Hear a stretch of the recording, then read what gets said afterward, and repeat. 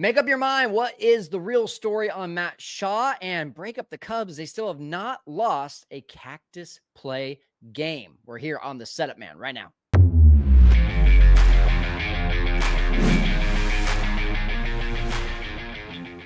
All right, Setup Nation, Cubs fans, welcome in to the Setup Man. And as promised on Twitter and all the socials today, I said we got a special guest, and you might as well get used to this face, get used to this name, because I will say he is no longer a guest. He is a staple in the Setup Man. His name is Alex Brault. Alex, how you doing, man?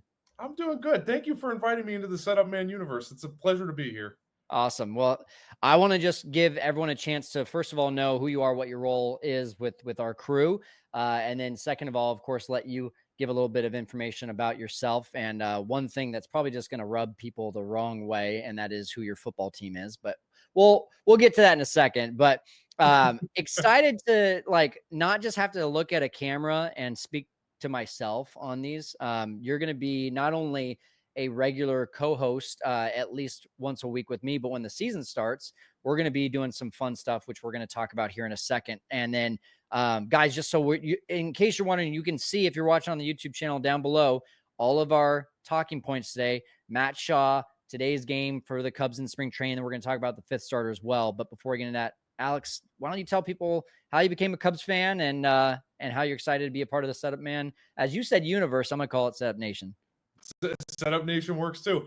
So for me, I have a feeling that a lot of you listening have a similar story to me. My Cubs fandom was passed down from generations. It started with my grandfather, and then obviously his kids, which was my dad, and now I'm here bleeding Cubby blue just along with the rest of you. And as far as what I'm doing here, I'm here to, as I tell people, content creator or maker of cool stuff.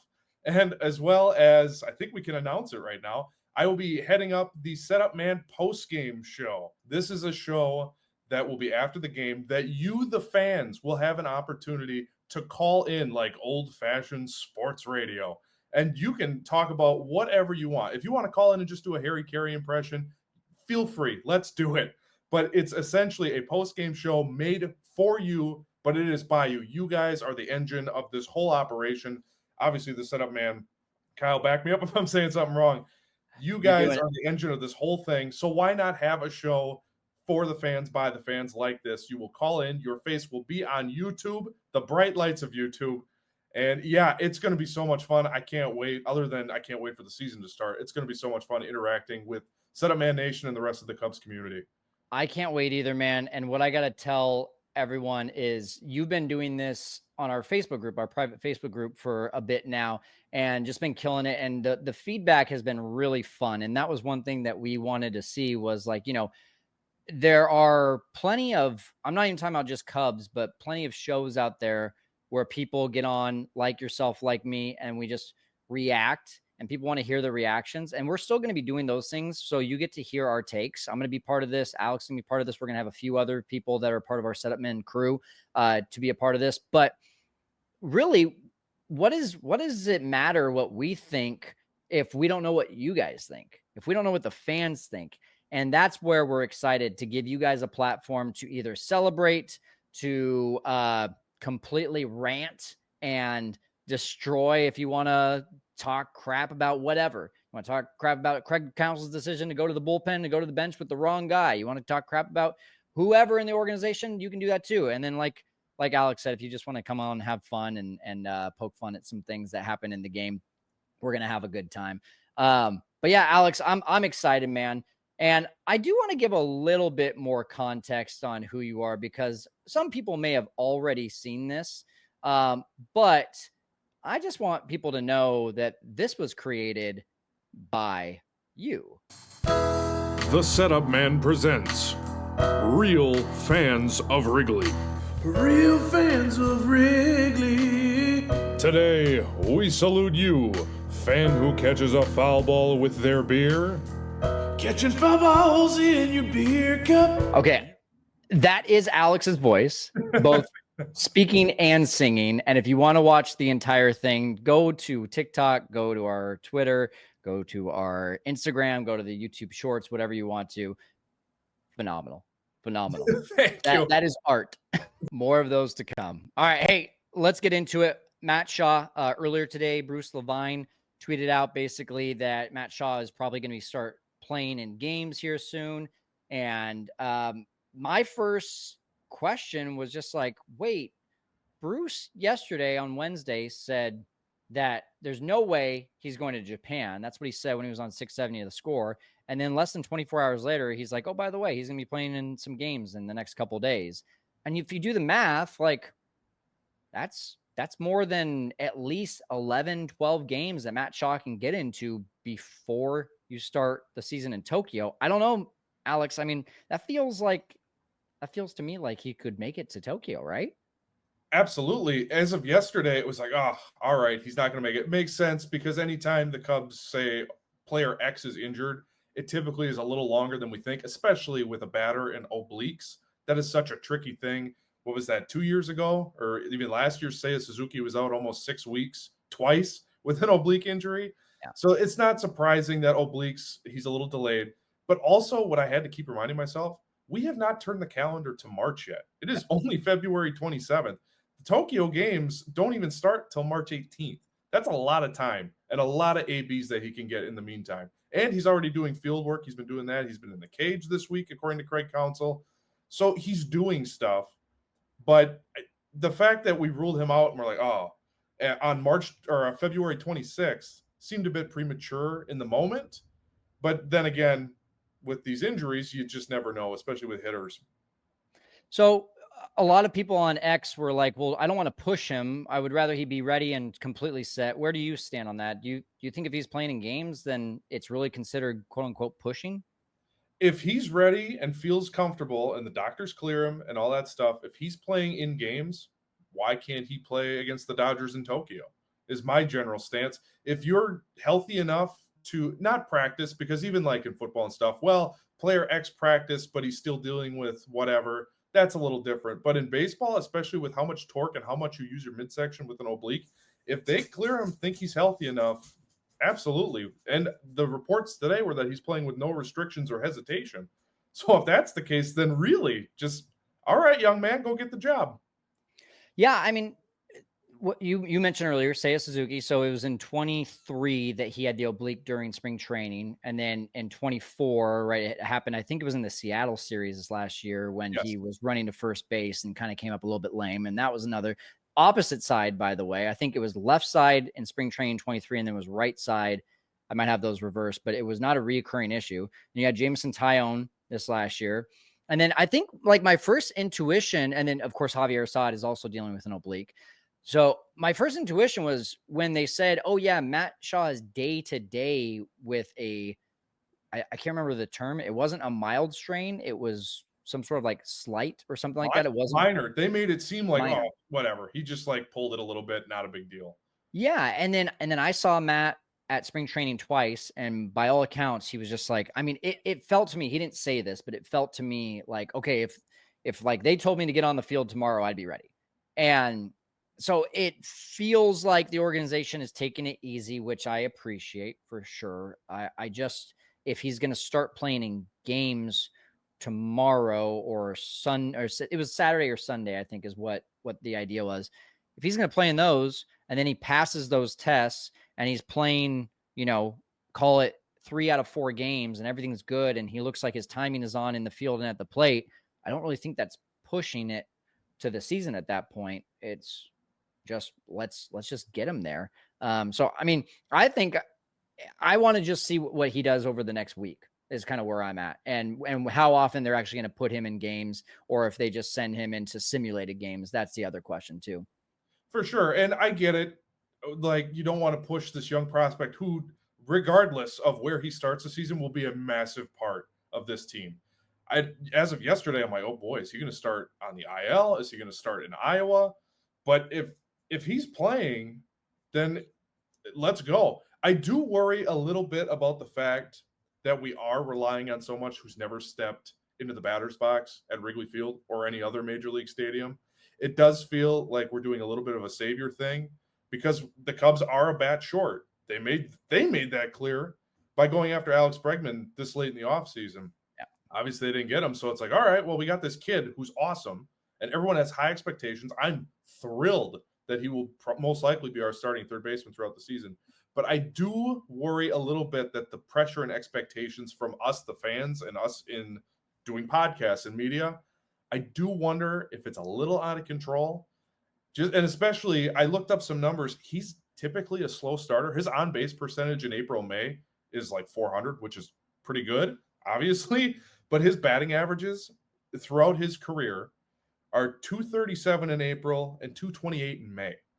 So, and then when you say throughout his career, are you talking about college as well? Minor league career. Sorry. Thank you for the clarification. So minor league career since he's been in the Cubs system. So I do worry that if he gets off to a slow start because he's a little behind now, I do worry what that does for the rest of the team and the expectations. And they need a strong April and May with that tough schedule. Yeah, I think the only thing that doesn't bother me about that is that's one season because in 23 he came up. That was when he was drafted, so he didn't come up until gosh, what was that? That must have been June or July when he started playing. So he didn't even have an April or May in 23. And then in 24, when I talked to him, he told me that like there were just a lot of things for him to adjust to in AA that he wasn't expecting that he had to adjust to compared to single A. And he kind of found his stroke. And he also, now that I'm recollecting this, he said that all off season he worked on hitting off speed pitches.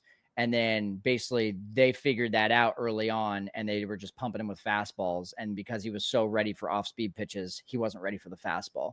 So I think that was just an adjustment 2-month period for him. So I think he's going to be fine. But to your point, like, do we put too much pressure on prospects? 100%. Like, and I don't remember that being that way when like probably you and I were kids.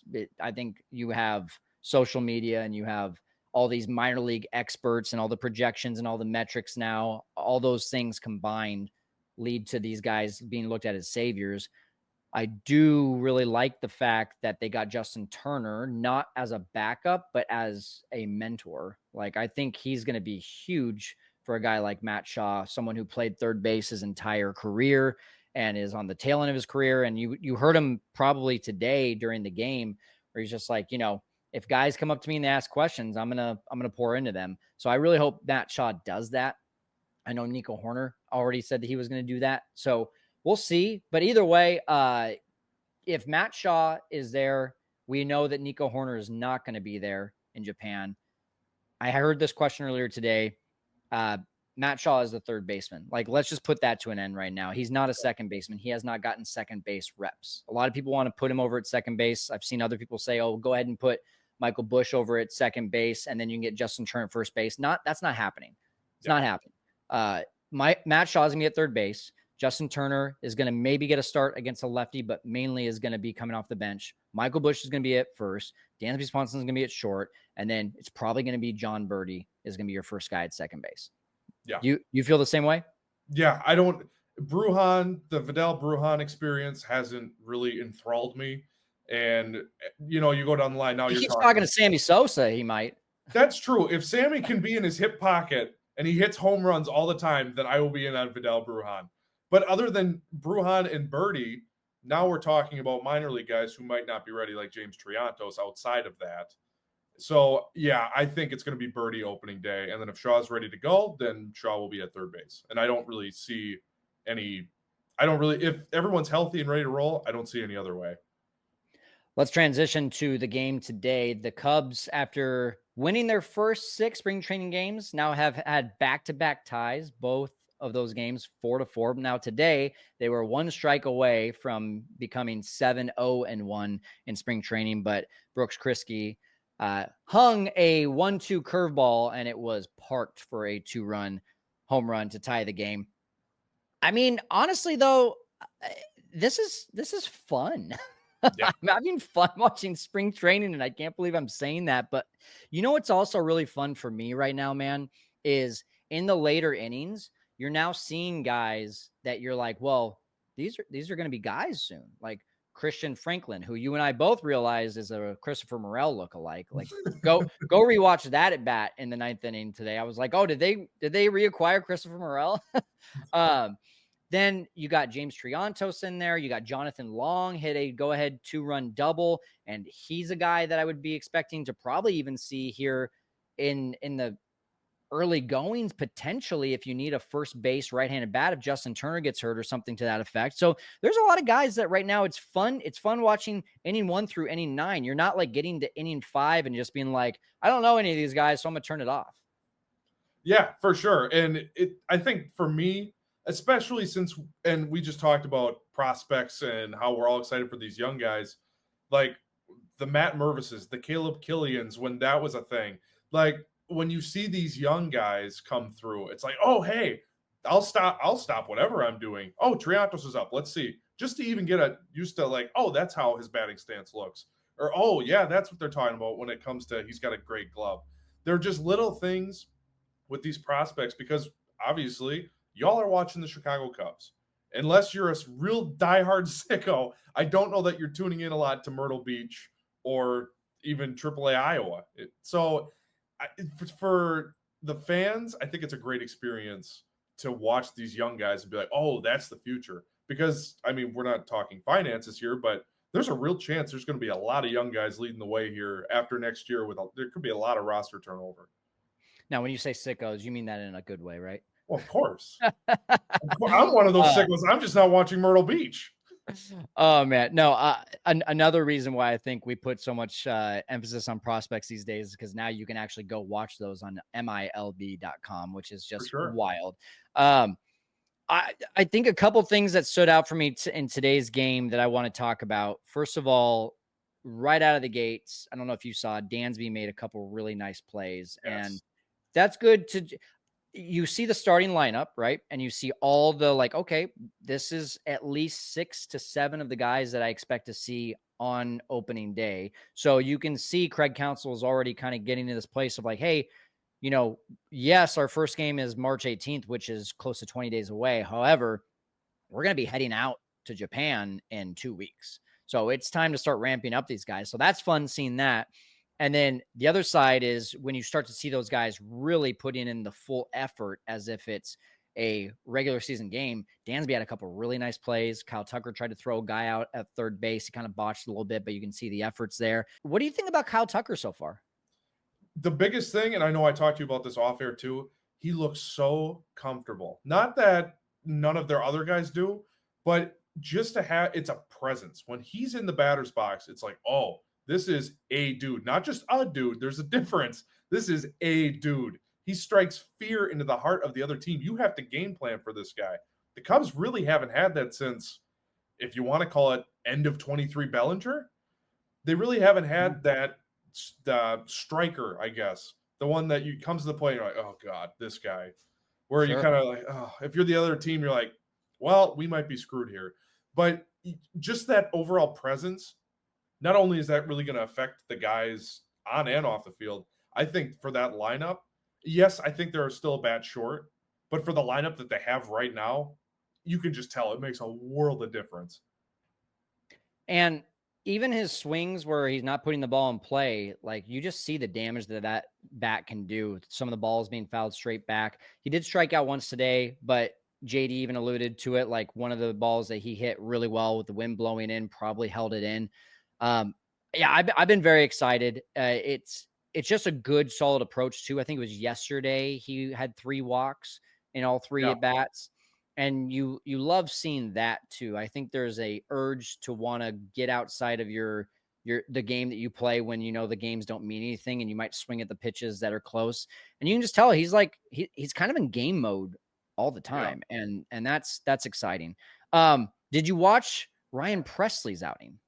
I sure did. You had actually messaged me, please watch this. It's fantastic. I knew the answer to that already. Well, the first pitch, I will say, so you messaged me that, and then the first pitch, he put it belt high, and if the wind wasn't blowing in, I'm not sure that he didn't give up a homer today. He didn't. It stayed in the park. But then after that, his second and third batters, the curveball looked a lot better. He looked like he had better command of all of his stuff, but especially the off-speed stuff. So it was really encouraging. And especially after last spring where we're like, Hector Neris, he'll figure it out. He's a vet. And then obviously it just never really translated and never got better. So the fact that he showed a flash today, and I realize it's only his second outing, but the fact that it was something to build off of and like, oh, okay, I see the vision now. It was really encouraging. I think the thing for me too was, and I said this after watching his first outing, is all I really care about the rest of spring training is he locating the fastball? And you could see, aside from that very first fastball where the dude cranked it to deep center, the rest of it was like, all right, he's dotting the fastball. He's getting it up when he needs to get it up. And there was 2 swings where it was like, I don't know if the MPH was just there or if he's hiding the ball well or if he's mixing it up well enough that guys were just like not seeing it or not expecting it, but blew it by guys. And that was the big issue last year, was his velocity dropped majorly. So I think that was really encouraging. I think I counted 1 slider and 1 curveball, and they were both good. A get me over slider that was tight, and then a curveball that got a sword. And I don't really know fully, Alex, what a sword is, but I can tell you that was a sword.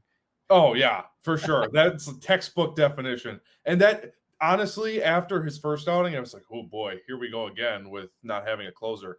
But also I feel a little better about the depth. I know we're not talking Porter Hodge right now, but if the Presley experiment does fall apart, I do feel better that, we at least have a guy to fill into that spot. But after today, I feel really good about where Presley's sitting. I do think that I wish that Marquee would do the radar gun during spring training, because even Nate Pearson, I was like, oh my gosh. Why? I don't know if other broadcasts do it, but like, why is that not a thing during spring training? That's like the number one thing I want to know is how hard is the guy throwing? Yeah. Well, and I think maybe the opponent broadcasts are doing it, because I know when Brad Keller was throwing, I don't think that was on Marquee. Maybe it was, I don't remember who they were playing, but it was like, oh, Keller's touching 97. And then Palencia the other day was hitting 101 already. And it was like, oh, so I would love to know, like, more routinely what Presley's sitting at. But yeah, if he's hiding the ball well, even if his fastball is sitting at 93, if he can locate it at least, we're still in pretty good shape. Last question here, and then we'll transition. How many wins are we going to see before we see that first notch in the loss column here in spring training, since it matters so much? Right? Although I had this conversation on the dugout the other day, the fact that they're winning all these spring training games, it's not a bad thing. I know it doesn't mean anything, but it's definitely not a bad thing. Well, 2 ties back to back, though, I would assume a loss is coming pretty soon. Okay. The pessimistic Alex. Sure. A glass half empty kind of guy. Yeah, there you go. Well, he is a Packers fan, so there you go. Oh, we did let that secret slip. I forgot to tell. Yeah, you forgot to tell everyone that wonderful fact about you. But I'm wearing the Cubs stuff. Doesn't that count for something? It does.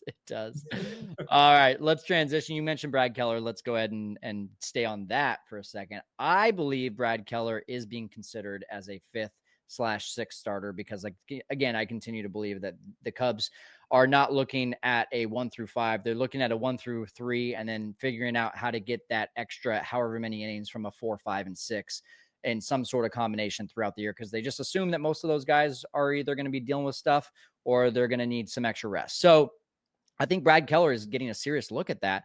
I want to do a 5th starter update here. I would say Colin Ray. I would say Jordan Wicks, Ben Brown, Javier Assad. They're probably all in that mix. So a real quick factual numbers update from each of these guys so far in spring training. And then I want to get your take on who you'd like to see and who might have the edge. Colin Ray so far, 1 game, 1 2/3 innings, 1 run. Brad Keller, 2 games, 3 2/3 innings, no runs. Jordan Wicks, after today's game, and no offense to Jordan Wicks, but you give up a home run to Tim Anderson, who hit 1 home run in the last 2 years over 765 plate appearances. I'm concerned.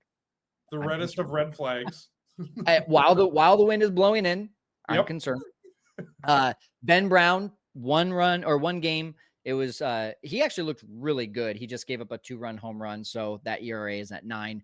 Javier Assad, of course, is injured with the oblique, and we just got to assume that he is not going to be anywhere close to ready by the time the season starts. So probably will start off as a bullpen. I think he still has some options left, so wouldn't be surprised to see him go to AAA as well. 2 questions. Who would you like to, if the season started tomorrow, who would you like to be the 5th starter? And then second question is, who do you think that Craig Counsell is actually considering as let's just call it the favorite for that before even a pitch was ever thrown in spring training? So before the show, we had talked about the nominees, and I kind of ranked them as we were going here. So my personal preference, I want to see Ben Brown. I think play the kids, #play the kids. I think his stuff is electric. And if he's got a changeup working, okay, now we got 3 pitches that could be plus. We know his fastball's plus. We know the curveball that he calls a death ball. If you throw a quote-unquote death ball, that's a plus pitch. And then if he's got a changeup that he feels comfortable with, which he says he does, that's a really good sign. So personally, I want to see Ben Brown, but I also understand with his neck issue, which a bone tumor that just came out, that's what the neck thing was. That's kind of insane. I've never even heard of that before. But I have Brad Keller 2 because I think his stuff will play really nice out of the pen as well. But you could flip-flop those 2, and I would be cool with either. I think Assad is out just because he's injured. I think he's out of the race for at least stateside opening day. I just don't think he'll be ready by then. Knowing Craig Counsell and living amongst all these Brewer fans, it would not shock me in the least if we get to March, 27th, and Colin Ray is our 5th starter. That would not shock me. That's what I'm scared about. Me too, because that, for me, I have him ranked 4th. I have Wicks 3rd, other than the Tim Anderson home run today. I thought for the most part his stuff looked pretty good. He was just missing locations a little too often for my liking. But I thought the stuff overall played pretty well. And I would like to know what his velocity was sitting at too, because I know that was a thing last year. He was trying to bump up his velocity. So I would have liked to have known what he was sitting at today. So for me, I would go Ben Brown, but I understand the innings limit. So if it's not going to be Ben Brown, you want him out of the pen first, I think it's Keller at the moment. I think we're right there with each other. I would say I still am wanting to see more of Ben Brown in spring training before I say let's make him the 5th starter. Sure. Mainly just because I'd like to see if he's fully back and fully healthy, not just from am I feeling okay, but like is the strength there? I believe 96 was the fastball the other day, and we were used to seeing 98 during the season where he was touching. So especially with it being the first time he was on the mound in a long time, I expected the adrenaline. I expected the 98s to kind of happen. So the fact that it didn't makes me wonder, like, okay, does he still have some building up to do? I think if Javier Assad was healthy, I think he would be both my number 1 and also Craig Counsell's number 1, just because he did it all last year. That's the only reason. I'm not saying Javier Assad has the highest ceiling. Ben Brown 100% has the highest ceiling. I would say then, like you said, Brad Keller at that point then has the next highest ceiling. I think Jordan Wicks is kind of like, he's almost, I don't want to put him in this exact category, but I want to say that he's like getting to the point where people are starting to look at him almost like Caleb Killian, where it's like, hey, you've got a lot to prove this year, and you had a really injury-plagued last year where we expected big things out of you. He was the number 3 starter going into the season. And so for that reason, the fact that he only ended up making, I believe, 7 starts was a huge letdown for the team last year. So health and production are going to be huge for him. And I think they're going to ask him to do that at a AAA to start the season. So I'm with you. I think I want Ben Brown if he's healthy. I definitely love what I see from Brad Keller, and I just hope they can find a way to keep him in the organization if he doesn't make the 26-man and doesn't make the 5th starter job. But unfortunately, I think Craig Counsell is going to go with Colin Ray, just given the relationship, given the veteran presence. And all I got to say is the bullpen better be ready in those games. Yeah. Well, and if Keller, I think Keller is a lock for the 26, at least just what we've seen. Really? Already a lock after 3 2/3 innings. Okay. I really do believe, just because when you look at all the bullpen options, who amongst the group has really stood out? Nate Pearson, I was really enticed to see today. And the fastball was definitely up there, but it looked really crisp. But then it was walk, walk, walk. He dotted Soler, walk, and it just didn't look good. I was like, okay, well, that's not great. And then Palencia, my only note that I wrote down was, please just put it together, because he can be so good, but I don't trust him. And then you have a bunch of question marks like Eli Morgan, Cody Poteet. What are you doing with him? Julian Merriweather, he looked good in his one outing, but question mark. Luke Little's not healthy at the moment. So at this point, Caleb Thielbar, that's another name that didn't look, he looked better his second time out, but the first time I was like, woof, woof. So I think just because of his stuff and how electric it's looked and him being a Zombro guy, I do think he's got a really good shot at making the 26. All right, that's going to be close to wrapping it up, but we're going to go to our 27th out, our final question. And Alex does not know this question, and neither do you guys, the fans, but we want to know your answer as well. So put it in the comments. Who will bat second on opening day in Tokyo? And here's why I asked this question. I originally said Kyle Tucker, and then I looked at this lineup, and I continue to see Craig Counsell put him at second, but the old school baseball in me has not been happy with who's batting fourth because of that.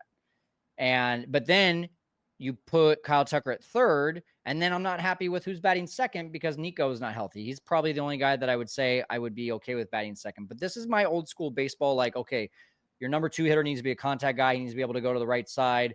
And your number 4 guy's got to be the big bopper. And so it's battling with the fact that I know I truly want Kyle Tucker to bat second, but I want to know who do you think Craig Counsell is going to have batting second in Japan? My gut says it's going to be Kyle Tucker, just because that's what we've seen. And if I remember correctly, last season, his lineups were kind of constructed. It was like the top half is kind of the top half of the lineup, and we've seen it this spring too. 1 through 5, it's pretty much these are your everyday guys, kind of in the order. Obviously, Swanson's not going to be batting fourth. I don't think PCA is going to be batting fifth, but the top 3 seem pretty locked in. So I would not be shocked if it's Kyle Tucker. You can make a case for Suzuki, but he still has moments that drive me nuts because he's got such a good understanding of the zone that he gets rung up a little too much for me to want to put him in the second spot. So I think it's going to be Kyle Tucker. I think Hap's locked in at leadoff. I don't see that changing. No. And I like the idea of Nico batting second, but I just think what we've seen so far, and especially opening day in Tokyo, because it sounds like Nico's trying to be ready for stateside opening day. But I think for Tokyo, for sure, I think it's going to end up being Kyle Tucker. I just had this revelation. I think if ABS actually becomes a thing, then Seiya Suzuki may be a MVP candidate. Oh, for sure. Absolutely. I mean, he'll be tapping his helmet more than anyone in baseball. All the time. All right, guys, this has been really fun. Alex, I enjoyed our inaugural show. I'm really looking forward to our post-game reactions once the season starts. So make sure you guys get ready for that. For now, that's it for the setup, man. We're going to go put our arms on ice. Thanks, Setup Nation.